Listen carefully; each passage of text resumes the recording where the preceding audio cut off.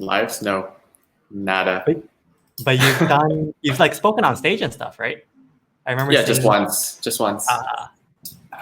How was that? Exhilarating because I had Toastmasters training before. So Okay. yeah, it's cool. And it's great because someone has already gathered the audience for you, and then you're just there to spread your expertise, and it just feels easy and great. Yeah. Nice. Are you still doing Toastmasters? How long have you, or when did you first start? No, I started Toastmasters back in like 2016 when I was still living in Lithuania.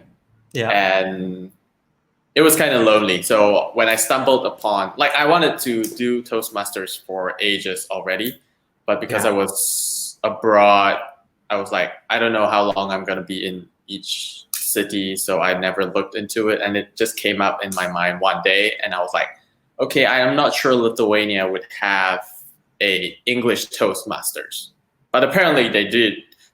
And the first one I went, I was like, oh, finally some like-minded people, and you guys are speaking English. I'm comfortable, things like that. Yeah. What were you doing in Lithuania? Living the digital nomad lifestyle. How long were you there for? 4 years. In Lithuania? Yeah, 4 years. Holy shit, man! I felt like because you mentioned you did like a year and a bit in Brazil. Yeah. And then you did 4 years Lithuania. Where else have you been living? Just short periods of time. Was Romania for 3 months, and then like maybe a month here and there. Sweden 2 times, I think like a month. Wow. And then the US for like 5 months. And why are you back here? Couldn't see my future over there, so decided to refine, like look for another path again. Yeah. Nice. So yeah, we do have some people trickling in now. So for those who are not aware of who you are and what you do, so just to give you some context, I've dubbed this like you're a rainmaker, right? And how you've been able to help some people turn like $1 into $3.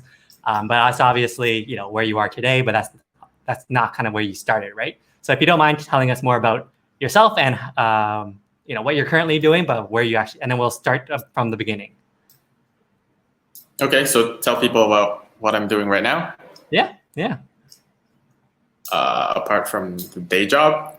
Yeah, what's this other thing that you're doing on the side? All right, yeah. So I run a Facebook ads agency, and I help e-commerce businesses grow and scale their business. Cool. And how did you get into that in the first place? So I guess going back to the beginning, what was your first side hustle? Why did you start going down that path? Are we talking about the beginning of this Facebook ads thing or something else? No. So you mentioned that you did stuff about like t-shirts and stuff, right? Yeah, I did. So yeah, how did that happen? So if we talk about t-shirts, then t-shirts was way back in like 2013.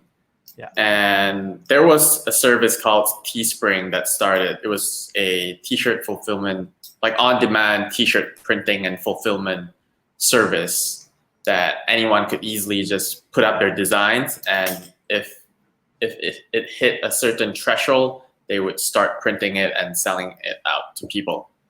So it was an easy way to get your own t-shirt business started because there was someone handling the fulfillment. All you needed to do was get the traffic. So at that time, I was using Facebook ads, and you had lots of different targeting, and you could specify, let's say, a fireman, like target a fireman and create a t-shirt that was specific to him, that would call out to him, and he would feel a lot of pride in wearing it. So that was an easy way to sell people by selling like personalized t-shirts through Facebook ads. Hearing about it, like that makes perfect sense that people would want something like that. But also that sounds like something so, not people wouldn't normally think about doing something like that. So how do you even learn? How do you even decide like, oh, you know what, there's an opportunity in that space? Well, I've been interested in making money online since the end of high school. So I've always been like tapped into the different sources of people talking about opportunities online. So I just know a lot of different things that's going on. And then the t-shirt thing seemed really attractive to me at that point. That's why I went ahead and did it. Nice. And how was that? Because that was really your first cut at like being doing something on the side, right? No, that was not the first. Oh, no? No. Prior things were like affiliate marketing. Okay. Yeah. Okay. Yeah. And for those people who are not familiar with affiliate marketing, like how would you describe that? Affiliate marketing is like being a virtual salesman, helping other businesses generate sales, and then in turn you get a commission. So it's pure performance based. You only get paid when you generate a sale for people. So the great thing about affiliate marketing is that you can sell like amazing products that you wouldn't normally be able to create yourself. Like let's say you could sell P90X for them and immediately have, in a way, a business that sells a great product, and you would make a cut from each sale. Yeah. But I mean, it's also pretty difficult, right, with affiliate marketing, because you're responsible for finding the people, and then you're responsible for convincing them that that this is a good product, and that for them to ultimately purchase and you to get a cut of that, right? I wouldn't say so. It depends what assets you have. When I say assets, it would also mean like your expertise, your knowledge, your experience, and also depending on how soon you want to be making money. If you're okay for the long term, let's say looking for money to be generated in 3 to 6 months, it's not that hard if you have experience in, let's talk about a certain product that you use on a daily basis. Yeah. Maybe a skincare product that you already use on a daily basis. Then you're very familiar with the problems of the market, the solutions that are out there, and you're really satisfied with the product. So all you can do is just share about how great the product is, talk about the problems that the target market would be facing when they need such a product, and then be putting out content in regards to that. And then, through SEO or some social media way, you would get a sale here or there. Yeah. But But so if you're talking about it would be using paid traffic when you're actually spending your money. That's the hard part. Because when you are starting using paid advertising, you need to gather data. Therefore, you need to be in the mindset where the money you're spending is not actually like losing money, but you're gathering data to see what is actually working. So that's where most people are afraid, because they're not used to losing money. Yeah. So I guess the way I would look at affiliate marketing, there's two main components, right? The first component is what you were mentioning of almost creating almost like a review or something that you can really talk about, and then structuring that review in a way that helps that when people actually read it, they're like, oh, actually, this, whatever you're talking about resonates with what I'm looking for, or the challenges I'm running into, right? And then the second challenge after that is how do you now then get this review out to as many people as possible? So the easy ones would obviously be your own Facebook page or your Instagram account and whatnot. And then ideally, if you're committed to making this work long term, then of course you'd be looking at creating a blog, writing articles, waiting for it to rank on Google, doing all of that, and that's like a whole new skill set. And at the same time, you can also move down the paid traffic route, which, like you mentioned, requires a lot more time, patience, and understanding that the beginning is really all about like gathering people's thoughts and opinions about the way you've talked about the product, right? Mm-hmm. Yeah, it's cool. So that's where you started, and then what made you decide to leave that space and go down doing your own t-shirt thing then? Well, a lot of things that I did in the beginning, the objective was just to make money. It was not so much about, okay, I'm passionate in affiliate marketing or whatever product I was promoting, I was passionate in. So it was always like, what could I use the money that I've made to build something or work on something that I would be comfortable sharing with the world. My friends and family would know about it, and just have more fun working on it. I don't know. The t-shirt business seemed fun because all you needed to do was designs, and that's something that's creative. So you get to tap into your creative side.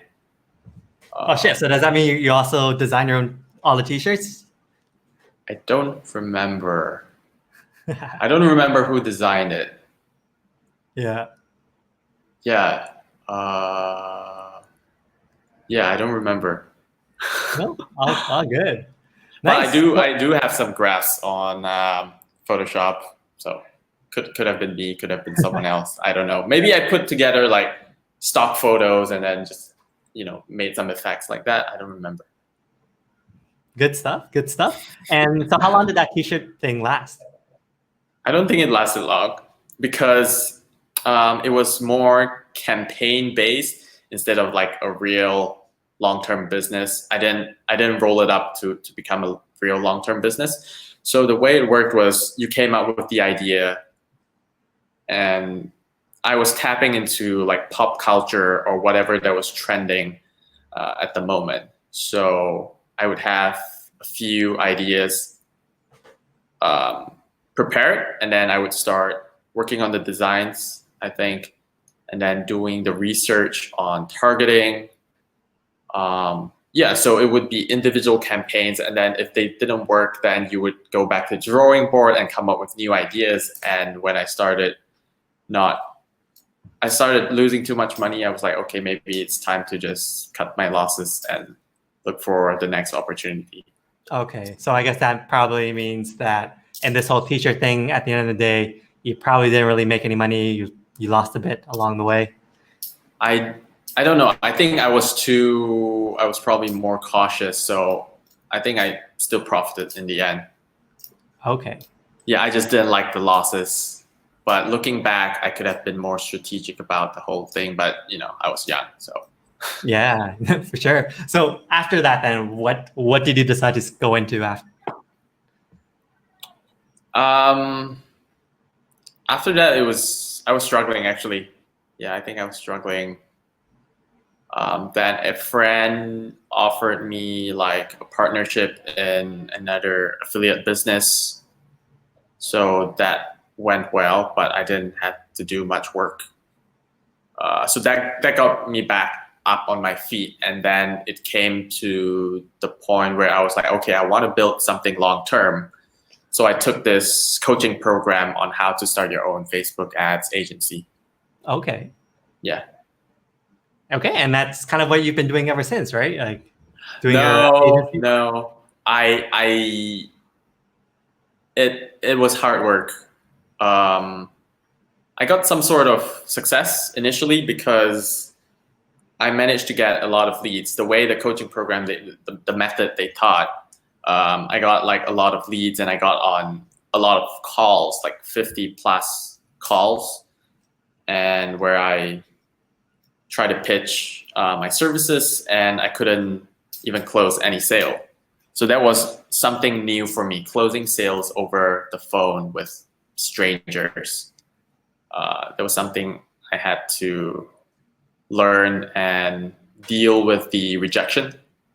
After all that, I was like, okay, fuck this. I have so many leads, I could just hire a salesperson to handle it for me. But I think he didn't believe in the service enough. Mm-hmm. So it took him 5 months before we got our first client. So okay. Yeah, Yeah, and then after that, I was pretty demotivated from the whole thing that I switched to something else. I switched to learning how to do sales on the phone. Nice. So in other words, you started off doing this by or calling all these people, or you had all these leads, and you had to call them to essentially convince them that you can do what they're looking for, right? And then because at the beginning you weren't very comfortable, you weren't really getting any results, you tried to outsource it to someone who claimed to have that experience, right? And that didn't work very well, so you took it up on yourself to learn that whole process. Is that? Yeah. And I guess what kept you going that whole time? Like, it sounds like it's been a few months, a lot of rejection along the way. Like, why did you keep going to try making this work? Because I paid a lot of money for the coaching program. And also really wanting to have like a legit, solid business that I can tell people about, instead of, hey, I'm working on, yet another t-shirt campaign. That doesn't sound like a business. Yeah. But so were there certain things that you were doing along the way to keep that resilience up and going?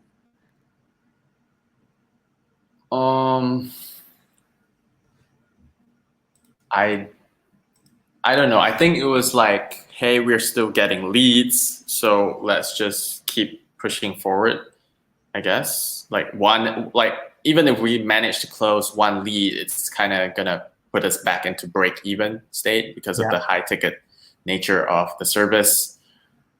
So and then also also the successes of the other students kind of pushed me through as well. Okay, like people were sharing, when things clicked for them, and then they were making good money. So yeah. So I guess you still had some sort of support network, right? Like people who've gone through that program together. You guys were able to share the pains of having to learn sales, but as some people got initial traction, got to kind of help motivate the rest of the group to keep pushing on, right? Mm-hmm. Yeah. And I think I just kind of want to talk more about this. Where you are today is definitely, really, really amazing. But it takes a lot of work to get there, right? And I think a lot of people forget that piece of like, oh, I want to do a side hustle. I want to just make an extra, let's say 2,000 US a month, and I'm set for life, right? But this process that you're talking about of learning all of this, it started from way before doing affiliate marketing, and then trying your own things, your own business ideas, doing t-shirts and whatnot, and then eventually moving into this agency thing. But there's a lot of investments along the way that you made in yourself to make that happen, right? Mm-hmm. Yeah, and that's something I just because one of the things I do want to start talking more and more about on this platform is really like side hustles, right? And how side hustles can become a way for people to make extra money and maybe one day replace their full-time income. But that doesn't mean that you can just do it willy-nilly and be making money right away, right? Because even for you, so let's just go back, before you started this whole agency thing, how much time would you say you were spending a day doing your whole your t-shirt stuff, or a week? However you want to describe it? I don't know. Let's just say the earlier years, I spent a lot of time consuming courses, books, things like that, because I felt like there's always missing parts. So I'm always consuming. So when I'm not working on the business, then I'm consuming stuff to kind of figure out what actually is the secret. So a lot of it. You found the secret? Yeah, depends what context the question is about. All right, sorry, continue. We'll dig into that. Yeah. So So what's your question? No, so you were just saying that, you spent a lot of time also reading, like when you weren't working. So if you were to put all that together, how much time was that really?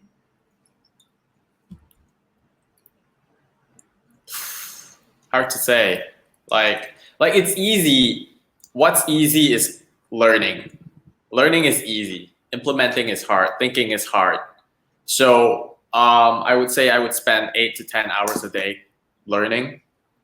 And that's actually the easiest part, because when you learn, when you're going through all those content, at the end of the part where it says, okay, now go and do that exercise, I would be like, okay, once I finish the whole course, then I'll go do the exercise. But then I didn't dedicate that much time doing the exercise. I would just like, okay, do it. And then I'm like, done, then it's done, instead of actually being serious about doing it properly. Mm-hmm. So for people that, are in the learning stages where they're still absorbing things,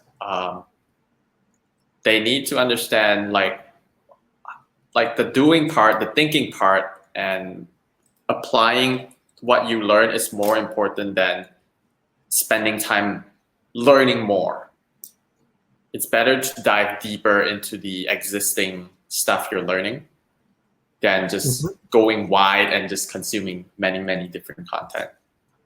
Yeah. I mean, I think that's true for a lot of life, right? Like everyone, or there's this whole thing of like, I want to make sure I know everything before I take that action or make that decision or whatever, right? But as you read more, you'll realize that there's more to read, and eventually you get into this place of analysis paralysis of like, I have all this information, what do I do? And you decide, oh, that means I just don't have enough information. I need to keep reading until I feel like I do. And I think that's true for a lot of people who've been in that space. I mean, luckily for me, like I'm the type of person who I typically like, let's just do something already and then figure it out. So I mean, I think that's also like like the whole startup mindset is, you have to ship something that you're not proud of, right? If you're shipping something that you're already proud of, you're shipping way too late. Right, because what you think, and I mean the reason there in the startup culture is, what you think is going to work might not actually. It's just based off your own assumptions, right? And it's not actually tested in the market with real feedback from real people, right? So you could be wasting a lot of time doing something that's completely off from what customers are actually looking for, right? Yeah, like it depends on people's personalities as well. Like there's personalities where they really need to know everything first before they start taking action, and there's people. Would you say you're one of those? Yeah, I need to know my information first, and then there's people that like to take action first. Yeah. So I guess now that you are where you are, like how would you say, or at what point do you know you have enough information to take action? Or how would you, like, if someone's listening here is someone like you, they're trying to, make sure everything's already set, all the ducks are lined up, and before taking action, like, how do you know that, the ducks are lined up, it's time to actually move on? I mean, this is a pretty general question. If we apply it to an example, let's say you want to start running Facebook ads for your business. So let's say you just started a business, you have this awesome product, and you know nothing about marketing. Yeah. So you're like, I want to do Facebook ads, okay? And then you found this course. I say what's good is looking at the whole content, like the whole curriculum, and know what you're gonna get throughout the different modules, and then just start diving in the first module, and then if there's action steps already, just start going for it. The best way to learn is when you're already in action, and then the issues that pop up, you go look for the solution. That's when the learning is actually deeper, and that's when you don't waste too much time learning things that are not important. There's two types of information, like just-in-time information versus just-in-case information. So when you're reading the whole content before you start doing stuff, it's like just-in-case information where probably only 20% of it is actually useful for you at that moment. So yeah, it depends where you are in life. If you're younger, if you're just like 18 or something, it's fine. Just go and consume stuff all day. But if you're 40 already, you just want to get to the results as fast as possible, then you should probably focus more on action-based information. Nice. No, that's a really good way of putting it, right? Like the whole just-in-time versus just-in-case. Yeah. I mean, I've never heard of it framed that way. So that's really cool. Okay, Right. so now, let's coming back to your actual site or your agency then. So you learned how to do some sales. Was that also through a course or? Yeah, that was through a course as well. I think because I'm the type that, let's just say during my younger days that I did not know how to connect with people, so I prefer to be on my own. Yeah. So a lesson for my younger self would be like to be open to talking to people and connecting with strangers, because that's the fastest way you're going to learn things directly from someone who has the knowledge, who is skilled in it. The second best way is, of course, through courses, through books, because that's an indirect mentor. Mm-hmm. So what's the question again? No, so it seems like you've taken a lot of courses overall. Oh yeah, so it's because I prefer to learn through courses because you want to learn from an expert. Mm-hmm. And that seems to be like my easiest way to get connected to an expert instead of finding someone locally. So yeah, that's my preferred route. How do you know the person that you're them that's at, okay, so let's back up. Finding an expert is I that's something I also really agree on, right? Like forget like why do you want to learn, like go through all the struggles yourself when people who have already done it and have been successful in it have already gone through those struggles, and you can just learn from those people, right? The issue I run into though is, on Facebook, on Instagram, anywhere you look, there's always someone trying to advertise something or another about them being an expert, that you need to do the X, Y, Z before, or you need to learn X, Y, Z from this person before you can become successful, right? I believe that there are a lot of people there who are also probably not experts, that they are more scams, that the material that they're teaching is probably something that you can easily find in like, a Facebook blueprint or something like that, right? For those who don't understand Facebook blueprint, we can talk a bit more about it later. But for you personally, like how do you decipher who actually knows what they're talking about and is someone that you want to learn from versus these people are just trying to take my money? That's a good question, because after buying so many things, I've learned to protect my investment. Mm-hmm.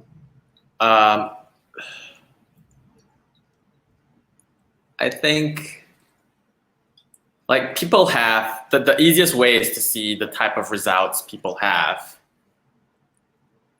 And then if it's a really expensive program, you have the opportunity to talk to them as well. So you could weed out, scammers by asking them like really hard questions and getting references, things like that. Another Do you have any way hard questions off the top of your head? I mean, for me, when I do get on calls for high-ticket programs like that, I kind of make sure I do my due diligence already, because I understand sales, so I know what they're going to do on the call, and it's going to be emotional. So I do my research first, look at who they've referenced, who they've talked about, kind of think about their claims. Are they claiming it in an absolute way or a relative way? Because So there's an example I saw the other day, and I thought, okay, anyone could claim that, but if you're someone that's not in the marketing realm, you wouldn't be able to identify that. So what I mean is, there was a guy, he's probably legit, but I'm just saying, if you wanted to be a scammer, this is the way to do it. So this guy sells customized jerseys. Mm-hmm. So he has obviously like a short description about himself. I think it was like, I don't know, like James is the founder of this and this. He has okay. Donald Trump has his customized jerseys. Obama also has his customized jerseys. So what I'm thinking is that it's easy for me to make this claim just by making a customized jersey for them and then shipping it to them.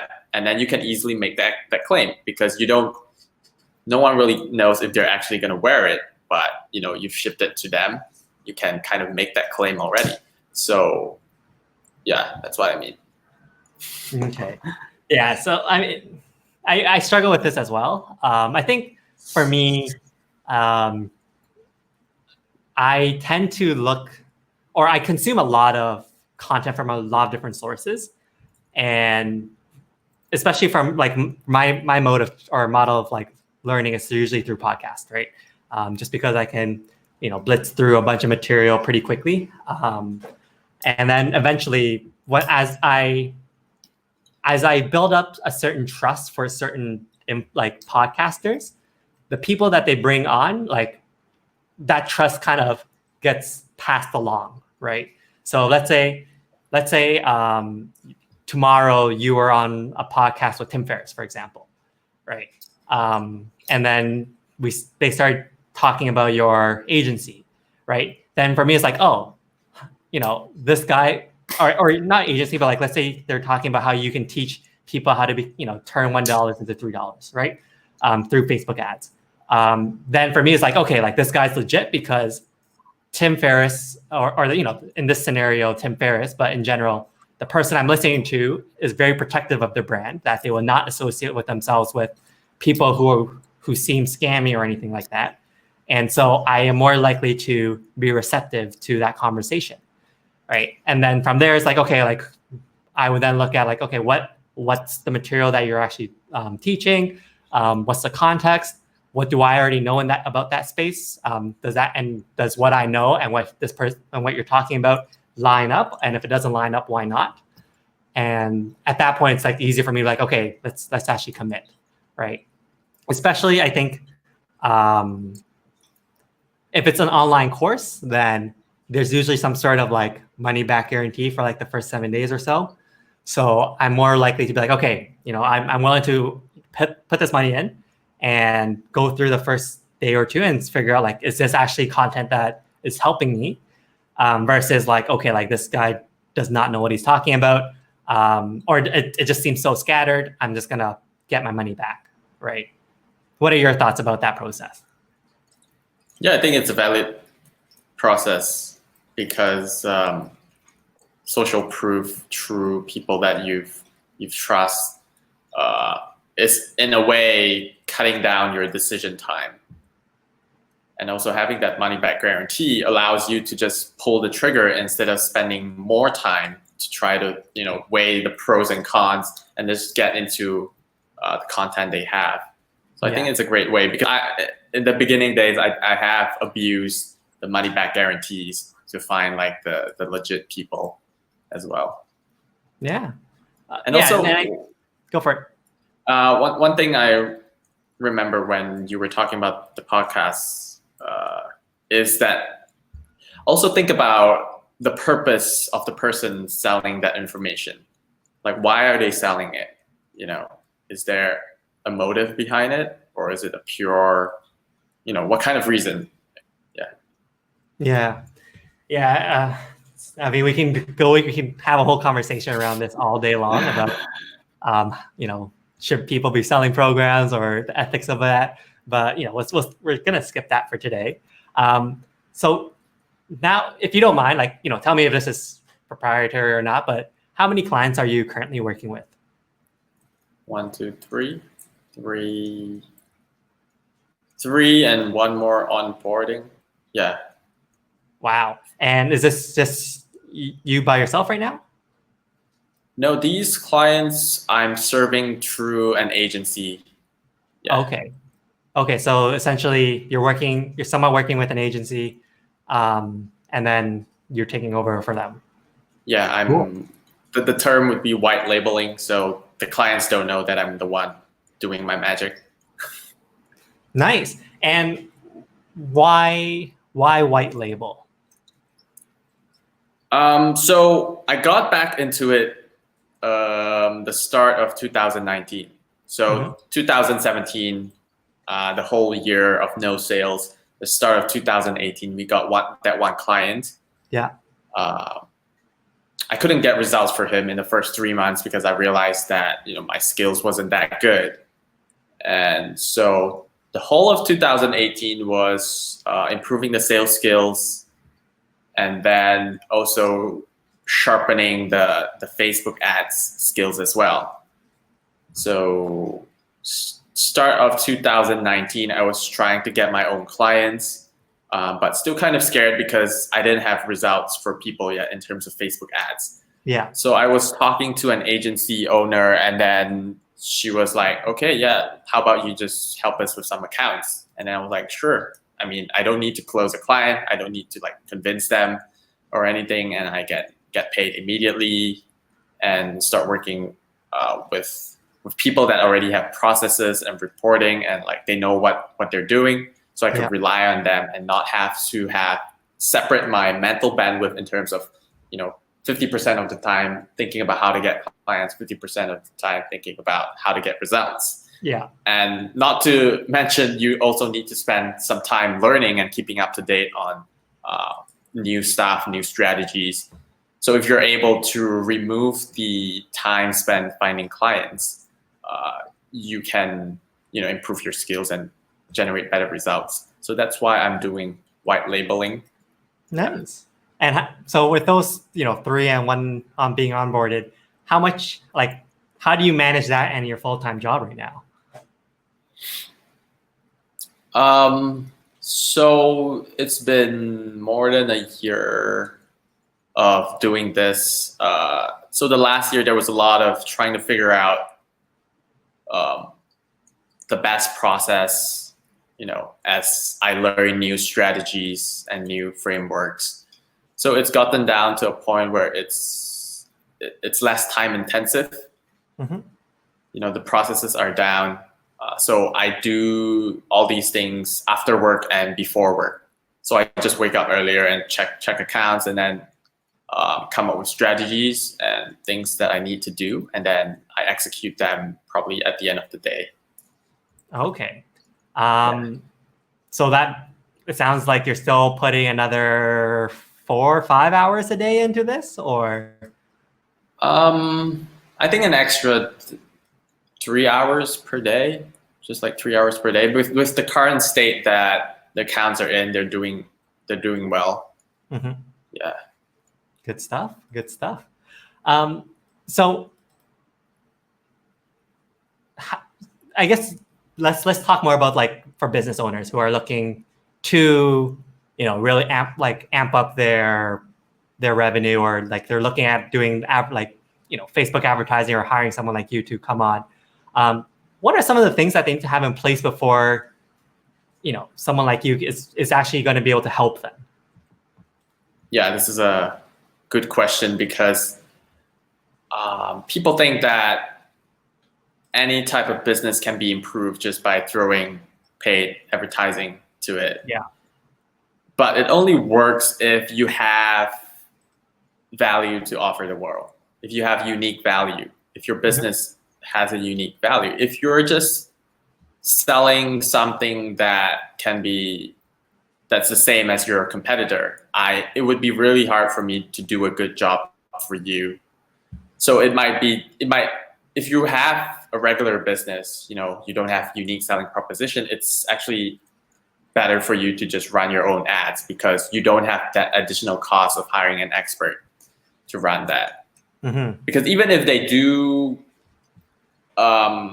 get, let's say, 20% extra performance, but the amount you're paying is not worth it because you don't have that uniqueness to gain an extra 200% value out of it.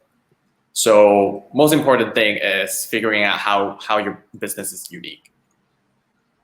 Nice. Yeah, I think I've had this conversation with a lot of people before who were, you know, similar as you, like taking care or taking on business on the side, right?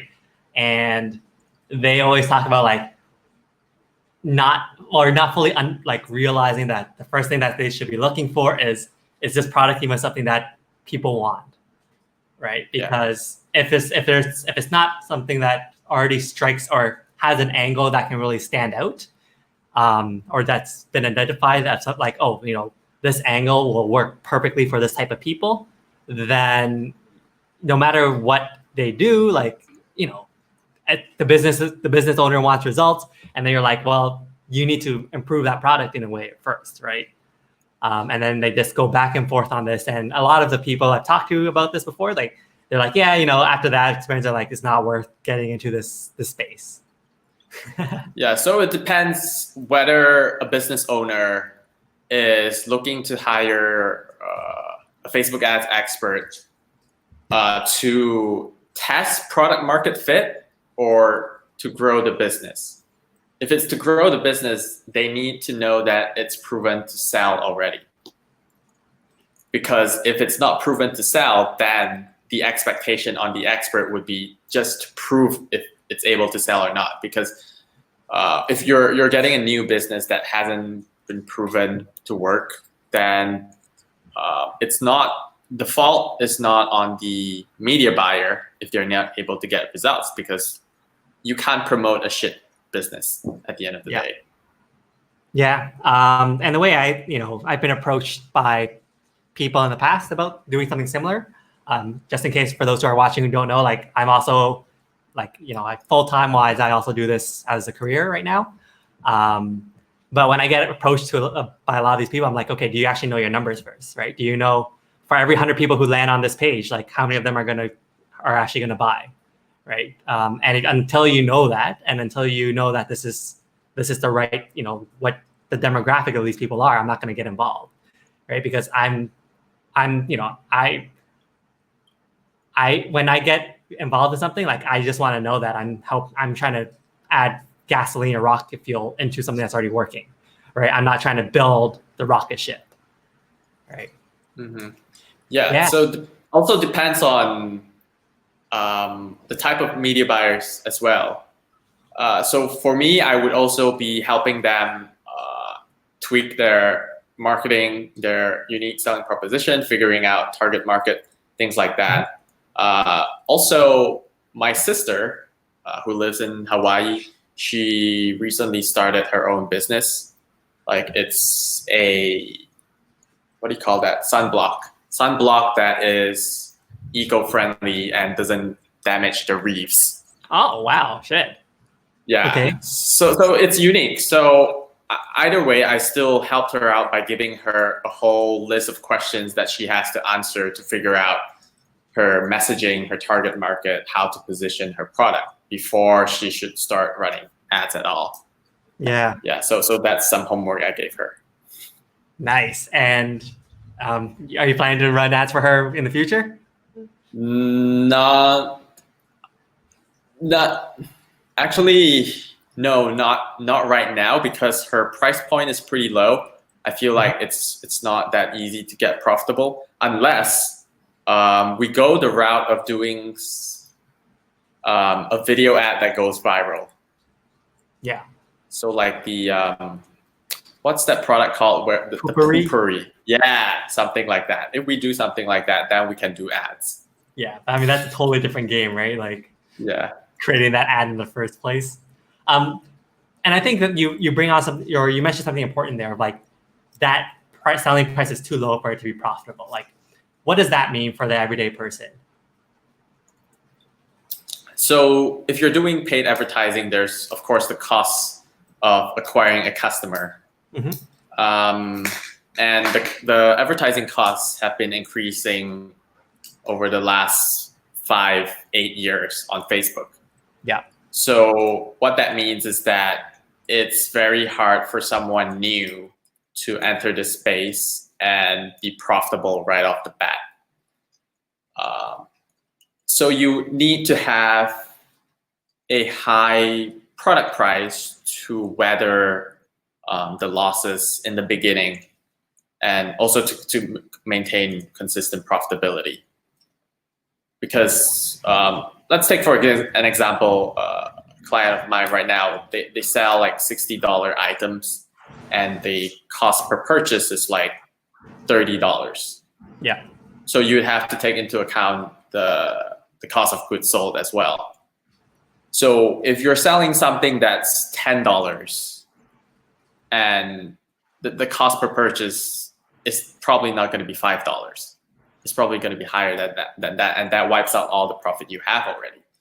So you need to find a way to increase that, purchase price, average order value. Maybe bundle things up to become at least $40 or $50 in order to make sense to start trying.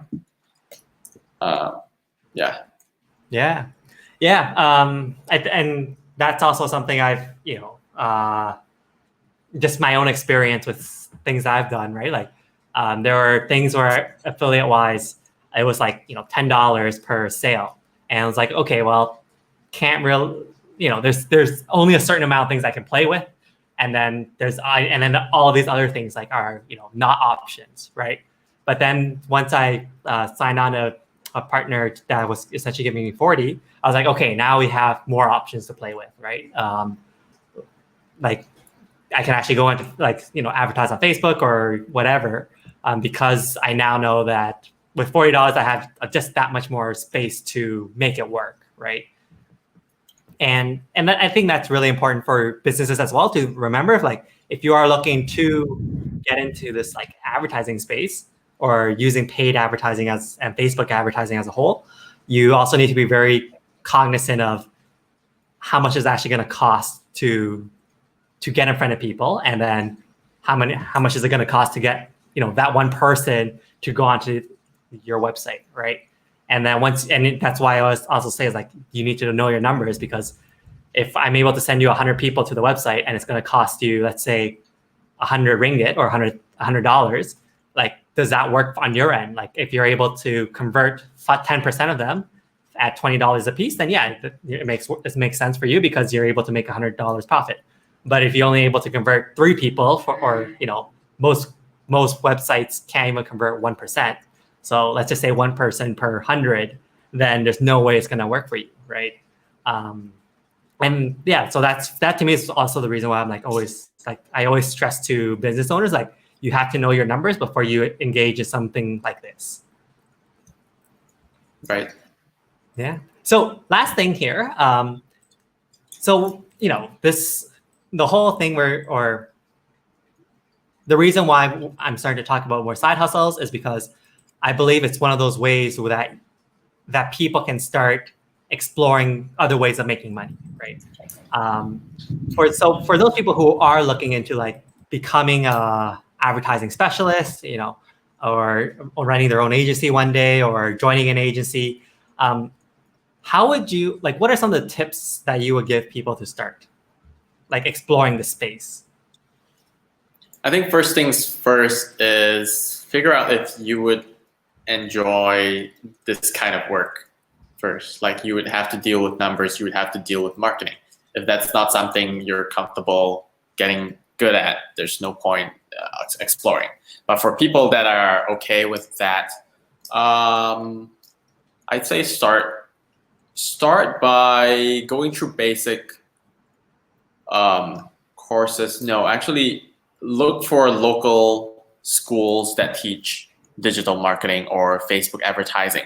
Go through that, get that certification or whatever they have, because that allows you to have some kind of hands-on assignment, things like that, to get your feet wet.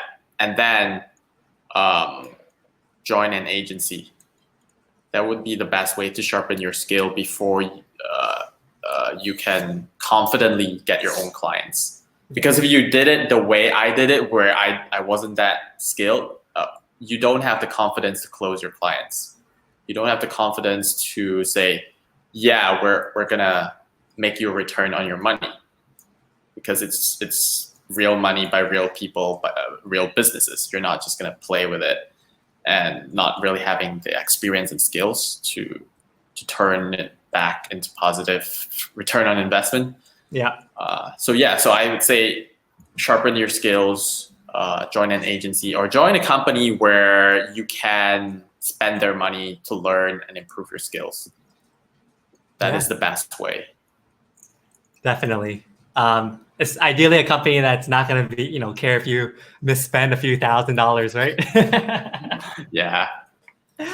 And I guess just adding on to that, I do want to like stress the idea of like talking to people who are in that industry, right? And pay for coffee or pay for a lunch with them, and really take that time to understand how they got there, what skills that they feel like is most, has been most useful for them, and then figuring out, is that something that you're willing to put the time and effort to learn. I definitely agree with, going through some sort of a local program in the area that has connections with companies is a great way to start. Just because, once you finish, you have something that people are like, you're getting something from a company or a school that has already brand recognition, right? Within your local market. But right now, especially with the whole, MCO, there's a lot of programs that are available for free right now, right? Like, I think there was one company that just released a lot of their marketing programs for free. Hootsuite, HubSpot, one of them. So I would suggest going through that, right? Like if you like go through all those material first, to at least give yourself some sort of foundation to be able to understand what we're talking about, right? And then from there, figure out like, is this something that you're still willing to commit to? But definitely take this time now that you're stuck to explore some of that stuff, right? I think people are also overwhelmed by the choices, like all the different programs that are out there, that it's actually just easier to go to someone that knows their shit and just be able to get proper advice and clarity and direction from someone. Yeah. Awesome. So we're, last 5 minutes. So I'm just personally curious, like you mentioned you found a few different things, like, secrets that work for you. Let's geek out here. Like what are some of the things what are some of your go-tos when you first get a new account? So for me, I'm always after the lookalikes of if they have a customer list, that's great. If they have the add to carts or checkout people, those are all great places to start. For me, I mean, the technical side of things are easy. So the hard thing is coming up with angles. So that's what I would start with, like figure out the target markets they have, and then different angles for different target markets, what kind of unique offer we can offer for people. So even if we do badly in terms of targeting, like if we target a completely different interests, we can still do well because people are ultimately people. If they see a great offer, they're still gonna buy it. Yeah. I don't know. When I said secrets, it was like, I don't know, something more general, but still. Yeah. Nice. Depends what context you're talking about. Yeah. Anyway, so that is really it on my end. Tyler, any last words for people watching or business owners? Let's say, okay, actually, for people who are interested in figuring out if they're ready to work with someone like you, how do they go about it? And feel free to pitch yourself if you're willing to take on new clients, or is there a place they can go to and talk to someone? Yeah, I'd be interested in businesses with unique products, people that have unique selling propositions. Like even if you think that, okay, maybe, okay, let's say you've created a new product and you think it's unique, but you still don't have everything figured out, like positioning wise, still come to me and let me know like what product it is, and then we could kind of brainstorm, and I'll probably give you an initial consultation on what should be done in order to get success. And if you want further help, then we could figure something out. But yeah, I like unique businesses instead of a car wash coming to me and say, "Hey, help me out with ads here." I mean, I could still come up with unique marketing strategies for a regular local businesses, a regular local business, but it probably wouldn't be through Facebook ads. It would be more like general marketing strategies. Yeah. So anyone can just contact me on Facebook. I'm not sure, you can just leave a link here or just search for Tyler Fu on Facebook. Yeah, so I've already linked to your profile in all the descriptions. So if anyone is actually interested in having a deeper conversation with Tyler, business-wise, feel free to reach out to him. And for those who are interested in like learning more about this whole space, by all means, like go through those free programs, talk to people like Tyler who have been, through this whole thing. I think Tyler, you'll be open to getting more Village Park at this point, right? They can just send you Village Park. Yeah, send me some nasi lemak. Yeah, and also if you need like help in terms of figuring out what programs to go for, you could talk to me as well. And also ways to learn and ways to sharpen your skills, mindset, productivity, life in general. Yeah. Yeah. Open to guiding people. Yeah. Yeah. Okay. So that is it for today. So thank you so much, Tyler, for joining us or joining me. Really thank you for having me. Yeah. We'll definitely need to talk more about all the different courses out there and what your thoughts are. And we could do that for sure. And for those of you guys who are watching live or watching a recording later, thanks so much for joining us. Tomorrow we will be continuing down the whole like side hustle idea, but we'll be talking with someone who actually buys and sells insurance policies. So I'm actually really interested in like figuring out how people do that, because it sounds like a very interesting space if you know your numbers. And especially since I have a marketing background, it might be a lot of fun to get myself into it as well. They buy policies from existing people and sell them off, like arbitrage. Yeah, that's interesting. Yeah, cool. It's like it's an industry that exists, but just doesn't really get talked about, right?